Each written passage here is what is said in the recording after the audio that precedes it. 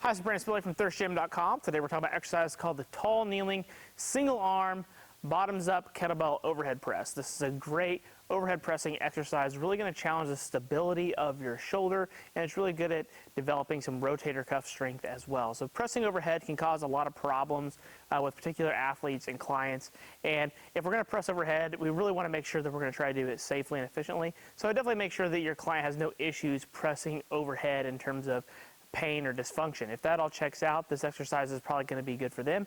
And for overhead athletes, this is also a fantastic exercise because of the amount of stability required at the shoulder. So we really like the bottoms up aspect of kettlebell overhead pressing. So what we're going to do is we're going to get in our tall kneeling position.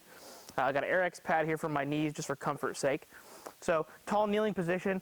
Toes are dug into the ground, both knees are on the ground, hips are forward. Should be able to feel my glutes and hamstrings a little bit. We don't want to leave our butt sagging behind, and we don't want to overextend and arch through our low back either. We want to make sure we keep everything nice and stacked. Once we're there, we're going to make sure we have a kettlebell. So you are going to have to use a kettlebell for this exercise. A dumbbell will not suffice just because of the mechanics of how we're going to hold the kettlebell. And then what we're going to do, since we're only doing one arm at a time, we only need one kettlebell, we're going to bring it up to our overhead press base position. So wrist is going to be about chin level, elbow is right underneath the wrist. Again, I'm going to make sure my toes are dug in, knees are down, hips are forward, so I can feel a little bit of glutes and hamstrings, might even feel a little bit of abs here. Then what I'm going to do with the bottom part of the kettlebell facing up, we're going to reach towards the sky to press up, and then we're going to come back down. So as I press overhead, I really want to make sure that I keep everything locked in and down from that start position that I created.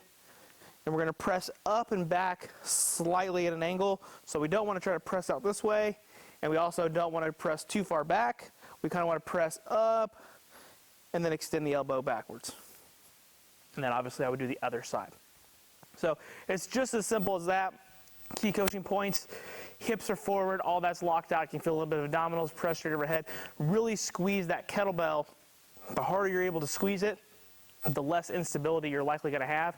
Now, because this is a challenging exercise from the stability standpoint, I would say it's not the best hypertrophy builder, so use this more as like a prehab rehab exercise for overhead athletes, or if you're really trying to get an athlete to slow down with a particular exercise, this works great because they can't go super fast.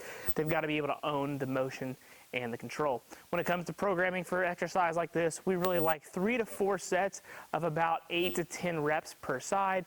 Every now and then we might go a little bit heavier, but then again, like we alluded to, grip strength and rotator cuff strength becomes more of the limiting factor. And here we're really trying to build up the resiliency of the rotator cuff and overall the shoulder musculature and in a unilateral option by just doing it one arm at a time. So if you've got any questions about this particular exercise, please feel free to leave them in the comment section.